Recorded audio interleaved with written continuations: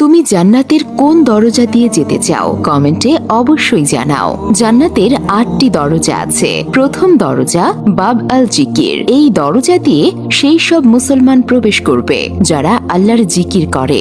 দ্বিতীয় দরজা বাব আল ইমান। এই দরজা দিয়ে সেই সব মুসলমান প্রবেশ করবে যাদের আল্লাহর উপর প্রকৃত ইমান আছে। তৃতীয় দরজা বাব আল কাজিমিন। এই দরজা দিয়ে সেই সব মুসলমান প্রবেশ করবে যারা রাগকে নিয়ন্ত্রণ করতে পারে এবং অন্যদের ক্ষমা করে। চতুর্থ দরজা আল হজ। এই দরজা দিয়ে সেই সব মুসলমান প্রবেশ করবে যারা আল্লাহর সন্তুষ্টির জন্য হজ করেছে। পঞ্চম দরজা আল রায়ান। এই দরজা দিয়ে সেই সব মুসলমান প্রবেশ করবে যারা আল্লাহর জন্য রোজা রাখে। ষষ্ঠ দরজা আল সাদাকা। এই দরজা দিয়ে সেই সব মুসলমান প্রবেশ করবে যারা আল্লাহ তাআলার সন্তুষ্টির জন্য দান খয়রাত করে। সপ্তম